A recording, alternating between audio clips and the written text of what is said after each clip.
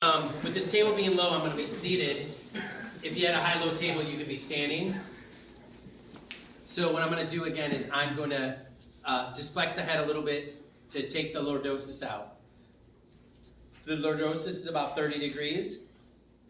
And so remember, the lordosis is natural extension. So when the patient's in neutral, they're in extension.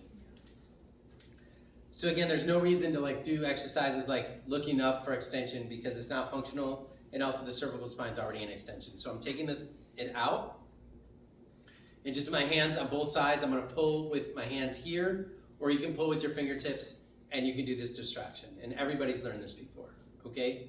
The elevated way to do this is going to be to stand up, and the same hand position we had for the upper cervical instability test, C1, C2, C3, I can grab C1 and C2 like this, and I can distract, and then with my shoulder, I can lift up.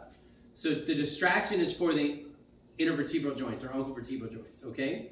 The slight flexion is to gap the facets. So you're gonna gap all three joints, the intervertebral joint and the right and left facet joints. And you're gonna do that you can do it at each level. So it's gonna look like this. So I got C1 with my right hand, C2 with my left. I'm pulling out the top and flexing just a little bit. I can then move down. So now my right hand's on C2, my left hand's on C3. I'm pulling and flexing. I can do this oscillatory like so, or I can do this as a hold. All of it will be for pain. I could go down to C5, 6 if I wanted, and I could pull 5 off of 6, or I could get down to the base and pull 6 off of 7. You obviously can't pull 7 off of 1 because you can't put your hands around T1 because of the thoracic ribs, okay? So that's the technique. You're gonna be like this, because I know some of you couldn't see my hands. So it's the exact, like I said, it's the exact same position we did the upper cervical instability test. So you're here, whatever segment it is. You can be 3 and 4, 5 and 6, 1 and 2, whatever it is. You're pulling out the top, and then with your shoulder, you're hiking, okay? You have to have your shoulder on the forehead. If you don't, and it's floating, or you're on the top of the head like this, okay? You don't have the head with your shoulder, and then you're gonna have to lift with your hands, and your hands are gonna squeeze because you're lifting the head. You also might be here for a couple minutes, so your hands are gonna get tired.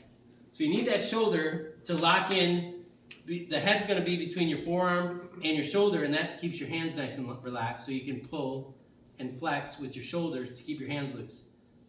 If you're not using your shoulder, you're gonna grip your hands, and that's gonna hurt, okay? Any of you that have ever had someone with their hands on your neck, okay, doing treatment, when they're soft, they feel great. When people are real grabby, even if you don't have pain, it's uncomfortable. Now imagine you do have pain. Okay, it's gonna feel terrible. So get soft with your hands, especially around the neck. It's very sensitive. If you're doing this, most patients feel great. I referenced earlier that facet capsular entrapment, where the patient comes in, it's usually younger people that wake up and they just can't move their neck at all, or they look down and they come back up and they feel a little pop in their neck and they just can't move their neck. If you have that patient, that's really the only patient that's not gonna like this. Also, if you have someone that was in a car accident and had a whiplash and they got a hot capsulitis, so that distraction test was positive, that is another type of patient that won't like this. Everybody else is gonna think this is the greatest thing that they've felt, since if you do it right, they're gonna love it. So I call this this is money technique. You know, obviously you got the dry needling now, but before the dry needling, this was my money technique. People would show up and want this done to their head and neck because it feels that good. Okay? So let's practice general.